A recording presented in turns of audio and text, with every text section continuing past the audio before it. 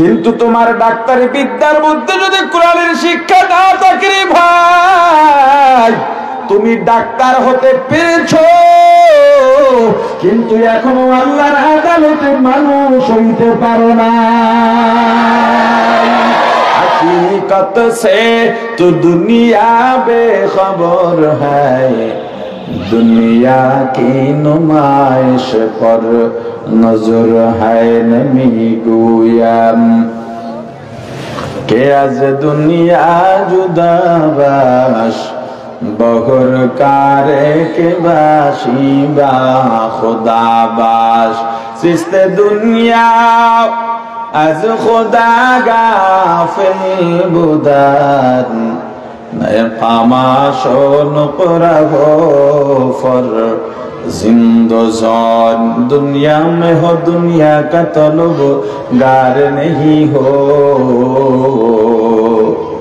दुनिया में हो दुनिया का तलबगार नहीं हो, बाजार से गुजर हो खरीदार नहीं हो, बाजार से गुजर हो खरीदार नहीं हो, जागा जी लगाने के दुनिया नहीं है, जागा जी लगाने के दुनिया नहीं है, ये इबरत की जाग तमाशा नहीं है, ये इबरत की जाग तमाशा नहीं है। প্রাণের ভাই আমার, কোরআন শিক্ষার দাম আছে না নাই? এখন তুমি বুঝি নাও, এখন বয়স হয়ে গেছে, হুজুর এখন আর পারি না, এটা কয়ে কি আল্লাহ তাআলা মাপ পাওয়া যাবে? এ যুবক ভাই আমার, মেট্রিক পাস করলা, আইএ পাস করলা, এখনো 4 কালমা ঠিকভাবে পারো না রে ভাই। নামাজের কি কি মাসআলা আছে, নামাজ কিভাবে পড়তে হয় এখনো জানো না, নামাজের নিয়ম কি? ও ভাই, একবারও কি চিন্তা করছো এই মুহূর্তে যদি তোমার সামনে আজরাইল দাঁড়ায়া যায় কবরে কি অবস্থা হবে? কি উপায় হবে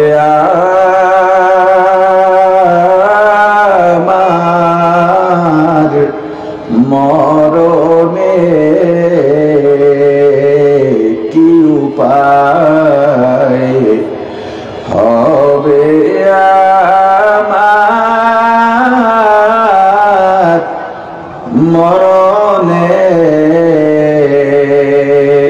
কি উপায় যে হবে আমার কবরে, কি উপায় যে হবে আমার কবরে।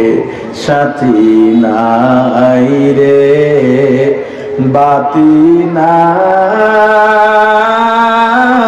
রে কবরে, সাথী নাই রে বাতি নাই রে কবরে, কেমনে থাকবো ওই অন্ধকার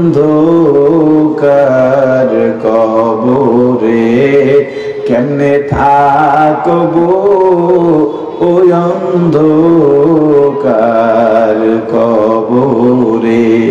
বয়স্ক শিক্ষা চালু করো, এশার নামাজের পর কোনো কাজ থাকবে না, যত জরুরি কাজ হোক ওটার চাইতেও তুমি এশারের নামাজের পরের সময়টাকে আরো জরুরি মনে করো। মাদ্রাসার ওস্তাদ ধরো, মসজিদের ইমাম ধরো, হুজুর যত টাকা লাগে মাসিক টাকা নেন, তবু আমাকে কোরআন শিখিয়ে দেন। কোরআন শিখবা আর ভুল কেরাত দিয়া নামাজ পড়বা, তবু আল্লাহ কবুল করবেন। শিখবা না, অল্প ভুল দিয়া পড়বা, তবু কাজ হবে না।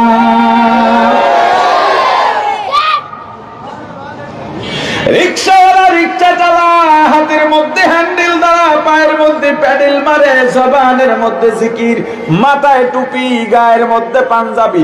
এমন রিকশাওয়ালা চোখে পড়ে কি পড়ে না? এই রিকশাওয়ালা তাহলে তুমি কেন পারবা না? বহু দোকানদার আছে মসজিদে যদি আজান হয়ে যায় সাথে সাথে দোকানের সামনে একটা কাপড় টানায় দেয় আর লেখা থাকে এখন নামাজের সময়। ও দোকানদার তুমি পারবা না কেন?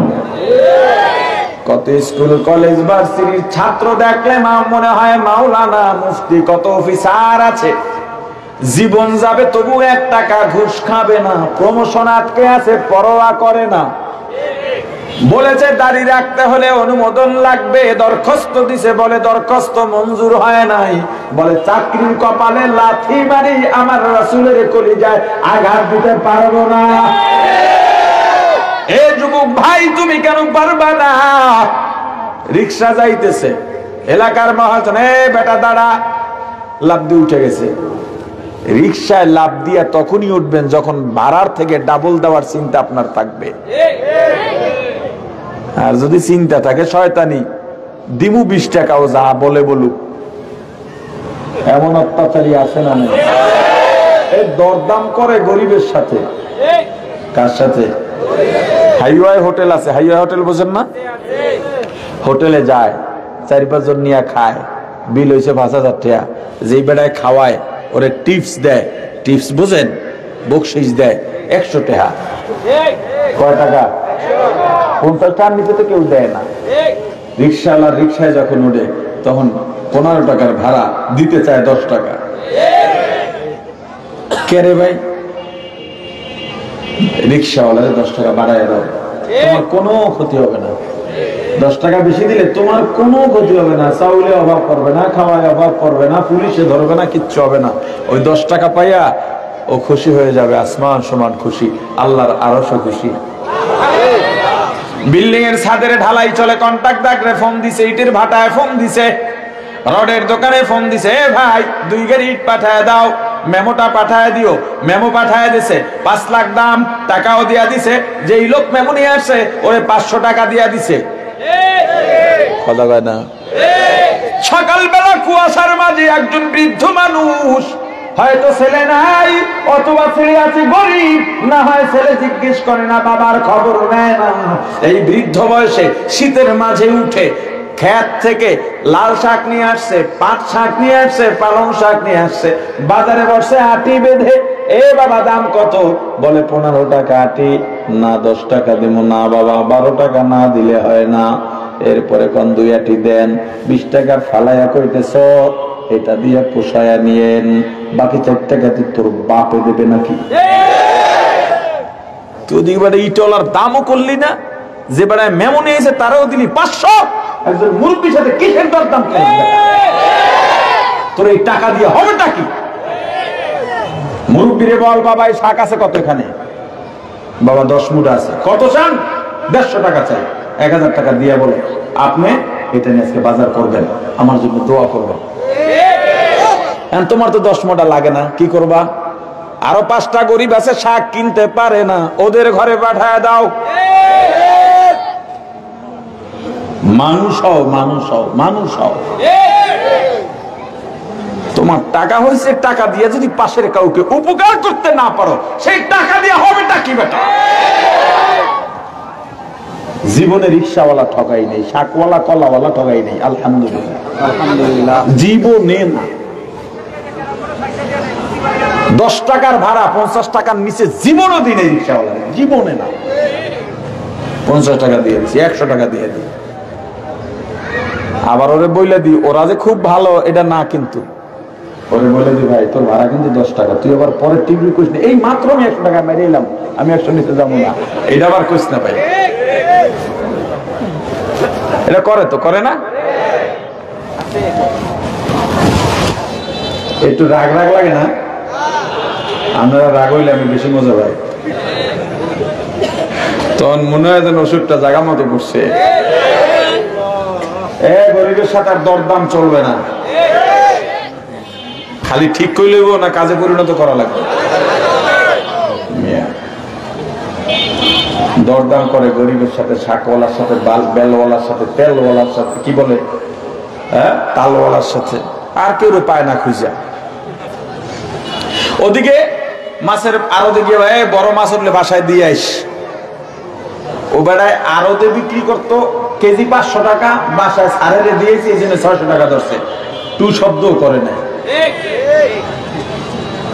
এক মুরব্বী 1 ছড়া কলা নিয়ে বসে রয়েছে সারাদিন বেচতে বেচতে, এখনো 2 আলি বাকি আছে ভাই, 1 ডজন বাকি আছে, কালো দাগ পড়ে গেছে। গিয়ে কয় মুরব্বী দিলে বলেছেন বাড়ি যান গিয়া, এটি কিন্তু না কেউ। আরে পাড়া তুমি কও যে মুরব্বী কষ্ট করেন না, কলার দাম কত, এত টাকা। বাবা বাসায় যাইবেন কি দিয়ে, ভাড়া আছে না, আজকে আপনার আমি গাড়িতে উঠাই দিই, আর কলাটি আমারে দেন। কলাগুলো নিয়ে নিজে না খাইতে পারলো, অনেক গরিব আছে কলা কিনতে পারে না, হেগরে দিয়ে দাও। এটা বোঝো না কেমনে আল্লাহর রেজামন্দি হাসিল করতে হয়, এইটা তো বোঝো না। আরে গরিবরে খুশি করলে আল্লাহও খুশি। আমার রাসূল সব সময় দোয়া করছেন, আল্লাহ আমাকে গরিবদের সঙ্গে হাসর নাসর করায়েন। একজন গরিব আর একজন ধনী, দুইজন ব্যক্তির আমল সমান, একেবারে মিজানের পাল্লায় দুইজনই মনে করেন 100 মার্ক পাইছে, আমল একদম সমান। একজন গরিব আর একজন কথা কয় না ধনী, এই দুইজন সমান ক্যাটাগরির জান্নাতি। এই অবস্থায় গরিব ওই ধনীর 500 বছর আগে জান্নাতে যাবে।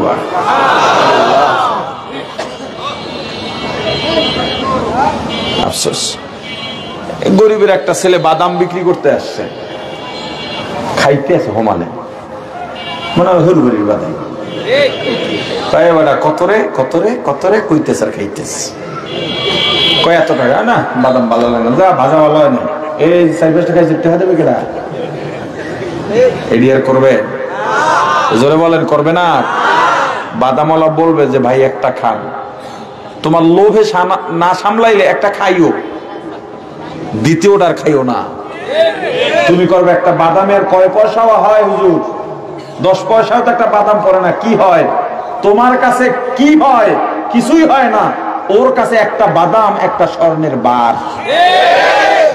কারণ এটা বিক্রি করে সংসার চলে। আমি যদি বাদাম কেনা দরকার হয়, কয় হুজুর খান, আমি খাই না, অনুমতি আছে জায়েজ আছে, তবুও খাই না, আমার কষ্ট লাগার জন্যে। ভাই এখন কি করবো বলেন? আমি যদি গাড়িতে চলা অবস্থায় দেখি একটা বিড়াল পা এই টানতে টানতে হেসরাইতে হেসরাইতে যাইতেছে আর ডাকতেছে, আমার ওই দিনের ঘুম হারাম। এই বিড়ালটা এখন কে দেখবে? ও কোথায় যাবে, কি খাইবে, ডাক্তার দেখাইবে কে? আমি এই দুঃখটা শুধু মানুষ, আমি এটা সইতেই পারি না। বাদাম যদি একটা আমি কোনোভাবে খাই অনুরোধে, আমার পছন্দ না হলে আমি 100 গ্রাম কিনবই। এরপর কই ভাই এই একটা ওজনে কমাই দিও, এটা কইলে আরো 5টা বেশি দিয়ে দেয় খুশিতে। বাদাম নিয়ে আনতো, আমার খাইতে মন চায় না, খাবো না, কি করব? খুঁজি, পকেটে রেখে দিই, খুঁজি, দেখি একটা ছেলে যাইতেছে, কিরে কি করস? বাতের বাড়ি নিয়ে, বাবারে দিয়েইতেছি, হোটেলে বাবায় কাজ করে, ধর এই বাদাম দিয়ে তুই খাইস। ওর বাপে ওর বাদাম কিনে দিতে পারে না, ও পাইয়া খুশি নেবে যা। আমার টেহা গেছে 10টা, সব পাইছি। আসমান হোমান দুনিয়া, আসমান যদি দুনিয়া যদি আরো 7টা না, আল্লাহ আরো 100টা বানাইতো, সব ভরে যাইতো সবে। মহাজন ডাক দিছে, রিক্সাওয়ালা দাঁড়াও, লাফ মেরে উঠে গেছে। কোথায় যাইবেন মহাজন? টানতে থাক। রিক্সাওয়ালা পা দিয়া প্যাডেল মারতেছে, হাত দিয়া হ্যান্ডেল দ্বারা। জবানে কি?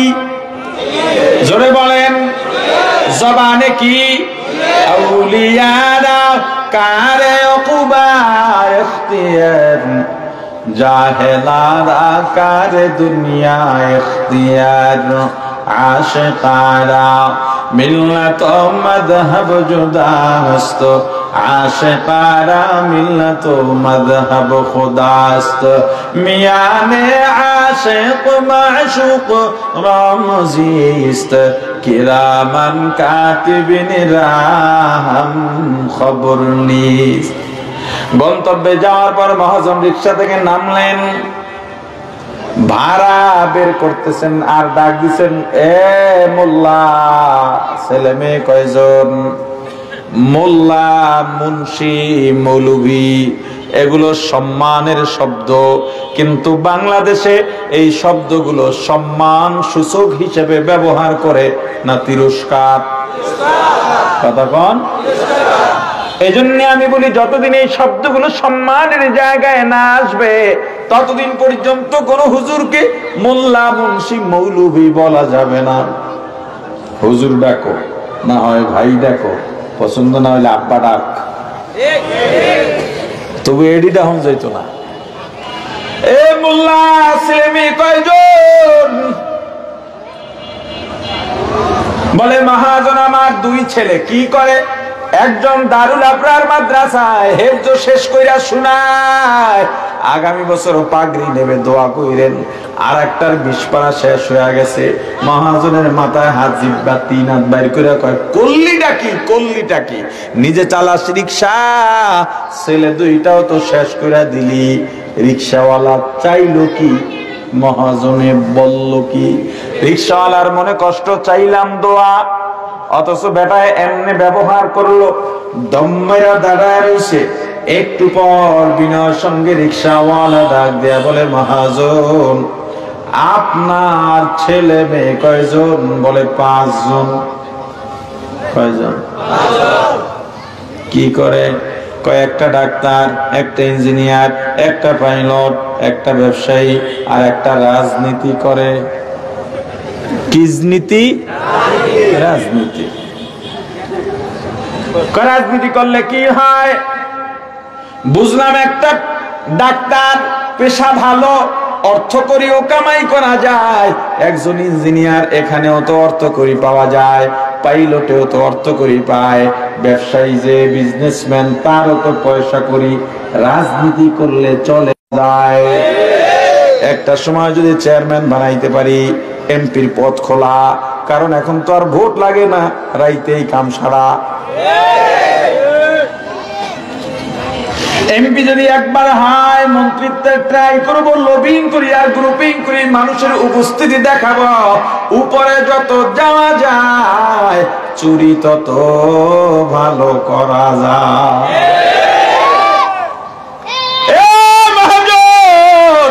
বুঝলাম আপনার 5টা ছেলে, 5টাই তো এস্টাবলিশ, সবাই তো টাকাওয়ালা, সবাই তো শিক্ষিত। বলে, হ্যাঁ, আমি কি তোর মতো নাকি?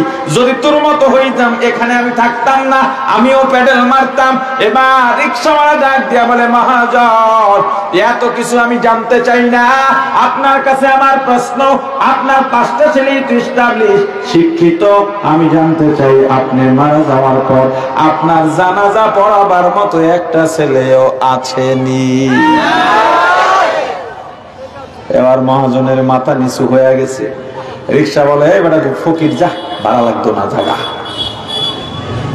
কারণ আমার রাসূল বলছেন, যার মধ্যে দিন নাই, কোরআন নাই, যার মধ্যে রাসূলের সুন্নাত নাই, দুনিয়ায়ও ওইটা গরিব, পরকালেও গরিব। সবচেয়ে বড় গরিব, ছোট গরিব না। এ ভাই, সন্তান জন্ম তো পশু দিতে পারি, মানুষ বানাইতে পারে কয়জন? তোমার একটা নেক সন্তান রেখে যাও। আমার রাসূল বলেন, নেক সন্তানের চাইতে বড় সদকায়ে জারিয়া আর কিচ্ছু নাই। ওরে ভাই আমার, কোরআনের শিক্ষায় যদি শিক্ষিত করো, তোমার সন্তান ডাক্তার বানাইবা, ইসলাম বাধা দেয় না। তোমার সন্তান ইঞ্জিনিয়ার বানাইবা, ইসলাম বাধা দেয় না। তোমার ছেলে বিজ্ঞানী বানাইবা, ইসলাম বাধা দেয় না। তোমার ছেলেকে সফটওয়্যার শিখাইবা, ইসলাম বাধা দেয় না। তোমার ছেলেকে ব্যাংকার বানাইবা, ইসলাম বাধা দেয় না। ইসলাম বলে, ক্বালান নবিয়্যু সাল্লাল্লাহু আলাইহি ওয়াসাল্লাম, তলাবুল ইলমি ফারিদাতুন আলা কুল্লি মুসলিম, আও কামা ক্বালান নবিয়্যু আলাইহি সালাতু ওয়াসসালাম। ইসলাম বলে, প্রত্যেক মুসলমান নরনারীর জন্য ইলম শেখা ফরজ। কি শেখা ফরজ?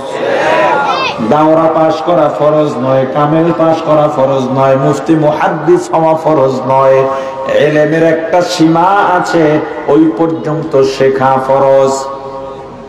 সীমাটা কতটুকু? এক কথায় বলি, মুখস্থ করে নেন। হালাল হারাম, জায়েজ না জায়েজ, বৈধ অবৈধ, জায়েজ না জায়েজের বাংলা অর্থ বৈধ অবৈধ। জায়েজ না জায়েজ আমি আনলাম শরীয়তের ক্ষেত্রে, অবৈধ আর বৈধ ব্যবহার করলাম দুনিয়ার ক্ষেত্রে। দুনিয়ার আইন যদি ইসলাম বিরোধী না হয় ওগুলো আপনি পালন করবেন, আর আরো যদি সংক্ষেপ করি ওইটা বাদ দেন। পাক না পাক, হালাল হারাম, জায়েজ না জায়েজ, এর মধ্যে যা যা আছে এগুলো শেখা হলো আপনার জন্য ফরজ। একটু ফরজ কওমি মাদ্রাসার নুরানি বা কিরাতুল কোরআন বিভাগের মধ্যে আদায় হয়ে যায়। আমরা কেন এত বোকা? নুরানি মাদ্রাসায় 5 বছর পড়ার পর আপনার সন্তানের বছর মায়ের যাবে না, কোনো লোকসান নাই। বরং চ্যালেঞ্জ দিয়া বললাম, নুরানি মাদ্রাসায় 5ম শ্রেণী পড়ার পর আপনার ছেলে স্কুলে গিয়ে অনায়াসেই 6ষ্ঠ শ্রেণীতে ভর্তি হতে পারবে। প্রাইমারিতে 5ম শেখার পর, 5ম শেষ করার পর কিন্ডার গার্ডেন, কেজি স্কুলে 5ম শ্রেণী পাস করার পর হাই স্কুলে গিয়ে 8-এ ভর্তি হয়। কোন ক্লাসে? জোরে বলেন। তাহলে নুরানিতেও 5ম শ্রেণী শেষ করার পর হাই স্কুলে কিসে? 6ষ্ঠ শ্রেণীতে ভর্তি হতে পারবে। লাভ কি দেখো? তোমার সন্তানের হাতের লেখা স্কুল থেকে আসা ছেলের থেকে ভালো হবে। দায়িত্ব নিয়ে বললাম, চ্যালেঞ্জ দিয়া বললাম, কোনো সন্দেহ করো না। ইংলিশ বলো, বাংলা বলো, অঙ্ক বলো, কারণ মাদ্রাসার হুজুররা টাকা নিয়ে আলাদা প্রাইভেট পড়ায় না, টাইম টু টাইম স্কুলে আসা যাওয়া করে না, দিনেও দায়িত্ব নেই, রাতেও দায়িত্ব নেই। এমনকি তোমার সন্তানের কপালটা হালকা গরম হলো তার মাথা মোছায়া মোছায়া বলে, বাবা তোর জ্বর হইছে, তুই একটু বস, আমি একটা ছাত্র দিয়া তোর খেদমত করায় দি।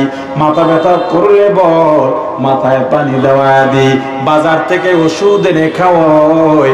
মাদ্রাসার ছেলেগুলো মাদ্রাসার মধ্যে ওস্তাদের কাছে মা বাবা দুজনেরই আদর পায় না। একটু একটু বলাবা দূর থেকে আইসা আইসা কেমনে থাকে।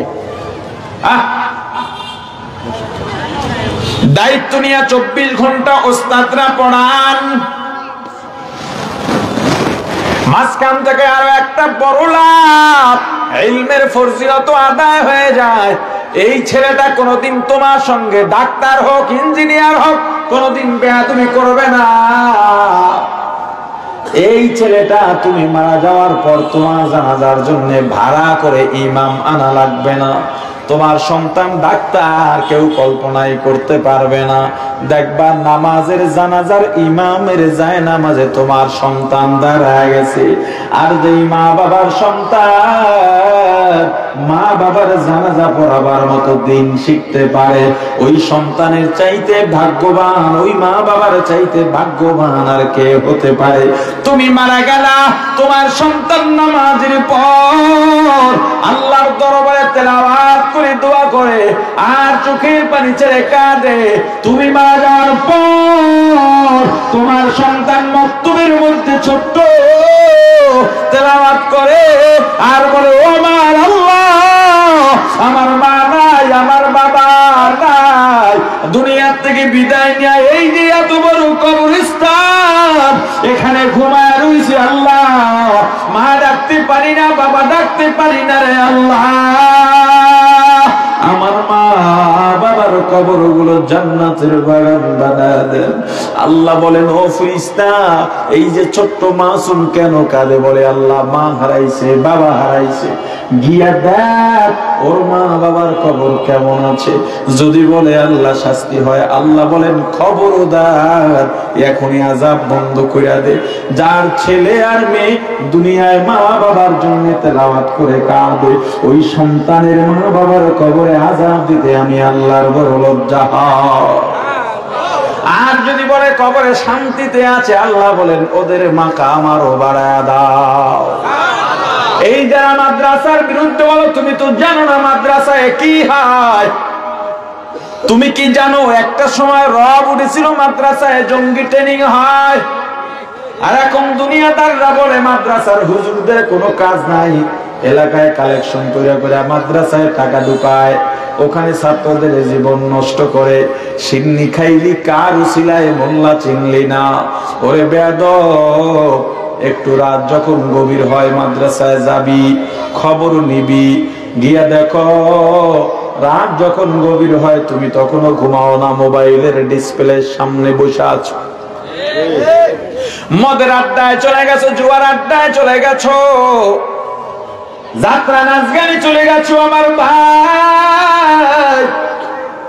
কিন্তু রাত যখন গভীর হয়, 2:30 3টা বেজে যায়, 8 9 10 বছরের বালক এই শীতের মাঝেও ঘুম থেকে জেগে যায়, সুন্দরভাবে ওযু বানাইয়া বিছানা গোছায়, মশারি গোছায় একা একা।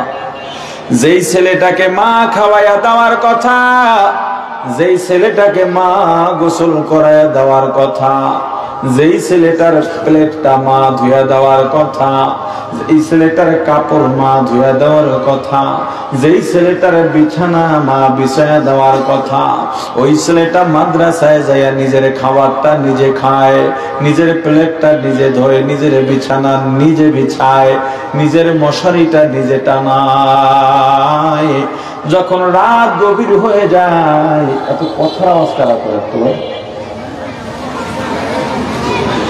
ছোট বালক ঘুম থেকে জেগে যায়, বিছানা গুছায়া ওযুখানায় গিয়া ঠান্ডা পানি দিয়া ওযু করে।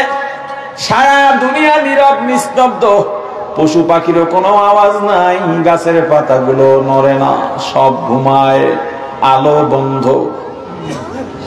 ছোট্ট ছেলে ওযু বানাইয়া যায় নামাজ বিছায় দিল, মসজিদের এক কিনারায় গিয়া অথবা রুমের এক পাশে গিয়া নামাজে দাঁড়ায় গেছে। দুই চক্ষু দিয়া টপ টপ করে পানি পড়া শুরু হয়ে গেছে। ছানা পড়লো, আউযু বিল্লাহ বিসমিল্লাহ পরে চোখের পানি ছেড়ে আল্লাহর দরবারে রোনাজারি শুরু করলো। আলহামদুলিল্লাহি রাব্বিল আলামিন আর রহমানির রহিম মালিকি ইয়াউমিদ্দিন ইয়্যাকা না'বুদু ওয়া ইয়্যাকা নাস্তাঈন ইহদিনাস সিরাতাল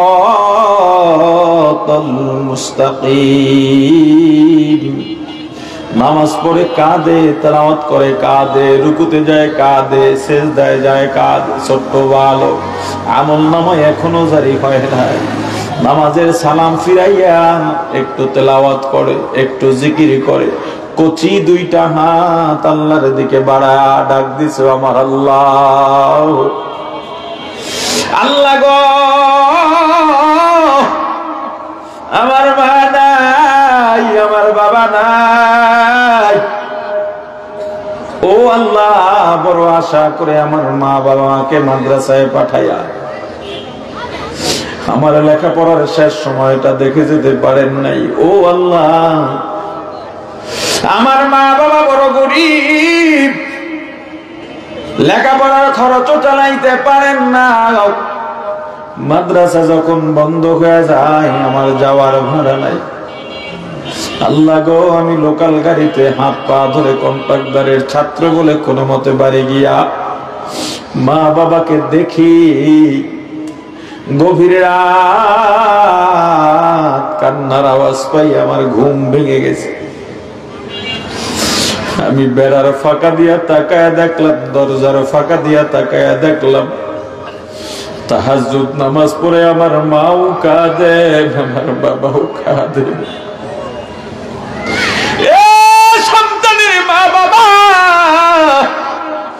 সন্তান মাদ্রাসায় পাঠাইয়া তুমি ঘুমাবা হবে না, সন্তান মাদ্রাসায় পাঠাইয়া তুমি ঘুমাইবা না, তুমিও আল্লাহর দরবারে দোয়া করবা। সন্তানের জন্য মা বাবার চোখের পানির এত দাম, সন্তানের জন্য মা বাবার চোখের পানি ছাড়া উন্নতির কোনো পথ নাই। ওগো আল্লাহ তাকে দেখলাম আমার মা আমার বাবা তাহাজ্জুদ নামাজ পড়ে আল্লাহর দরবারে কাঁদেন আর বলেন আমার আল্লাহ সন্তানকে দারুল আবরারে পাঠাইলাম, টাকা নাই পয়সা নাই, আল্লাহ বোর্ডিংয়ে লিল্লা খাওয়াই কি দেয় তাও জানি না। বাবা আল্লাহর দরবারে কাঁদেন আর বলেন ও আল্লাহ একদিন মাদ্রাসায় গিয়া দেখছি শুধু ডাইলের পানি, মাঝে মাঝে সবজি দেয়, চিংড়ি মাছও নাই, অন্য মাছও নাই। আমার ছেলেটা কত কষ্ট করে খাওয়া দাওয়া করে। ও আল্লাহ আমার ছেলেকে বুঝ দিয়া দাও, এই কষ্ট যেন মেনে নিতে পারে। আল্লাহ সন্তান দিয়া কামাই চাই না, সন্তান দিয়া আল্লাহ আপনার রেজামন্দি চাই। যেদিন দুনিয়ায় থাকবো না সন্তান কবরের পাশে দাঁড়াইয়া কাঁদবে। ও আল্লাহ মাদ্রাসার ছুটি শেষ, আগামীকাল মাদ্রাসায় যাব। কপালের উপরে এক ফোঁটা গরম পানি পড়ছে, তাকায় দেখি আমার মা জননী আমার মশারির ভিতরে আমার পাশে বসা। আমার মাথা বানায়া দেন, মাথার উপরে হাত বুলায় দেন, আর আমার মা জননীর দুই চক্ষু বায়া টক টক করে পানি পড়তেছে। আমি উঠে বসলাম, ও আম্মুরে এত রাতে তুমি আমার মশারির মধ্যে কেন, আর কেনই বা কান্নাকাটি করো মা? আমার মা ডেকে বলে রে সন্তান আগামীকাল সকালে মাদ্রাসায় চলে যাবি রে বাবা। আমি মা ঘুমাইতে পারি না, বাবারে ওয়াদা দে মাদ্রাসায় গিয়ে দুষ্টুমি করবি না, আর যদি আমি মা তোর আগে দুনিয়া ছেড়ে চলে যাই ওই যে কবরস্থান আছে ওখানে আমাকে রাখবে, আমাকে ভুলবি না।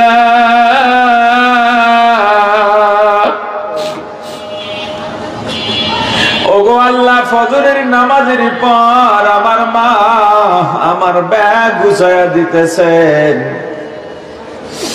দেখি মায়ের মাথার কাপড়ের আঁচলটা একটু লম্বা করে মুখটা ঢাকা। আমি একটু ছোট হইয়া নিচু হইয়া নিচ দিয়া তাকায় দেখলাম আমার মায়ের চোখের পানি টলমল করে। ও আম্মু বিদায় বেলা কেন কাঁদো?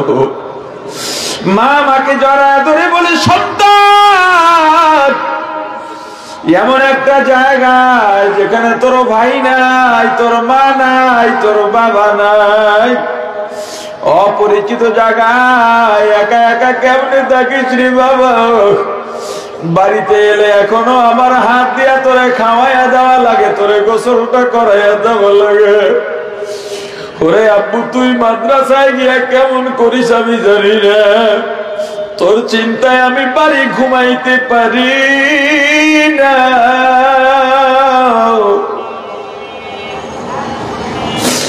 আমার মা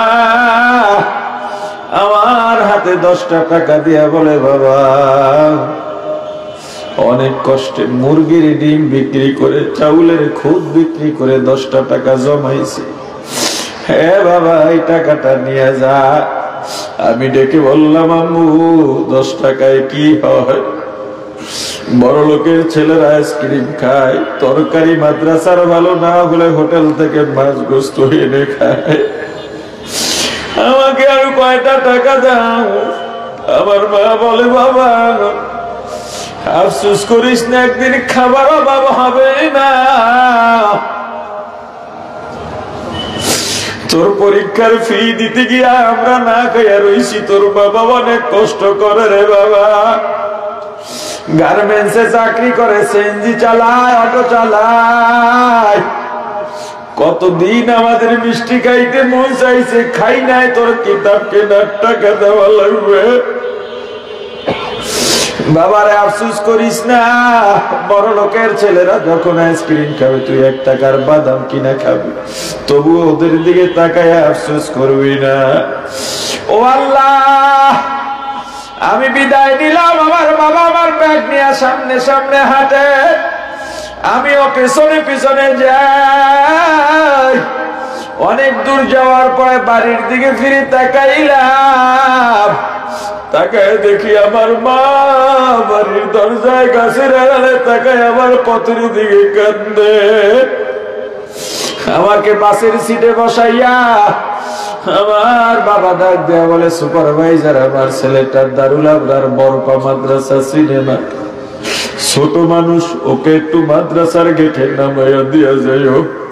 আমার বাবাও 10টা টাকা হাতের মধ্যে দিয়া শাসন করে গেল, খবরদার কোন দুষ্টমির কথা যেন না শুনি। শিক্ষকদের বলে দিয়েছি যেন তোর চামড়া খুলে ফেলায় দুষ্টমি করলে। আমি মনে করতাম আমার বাবার চেয়ে শক্ত বাবা।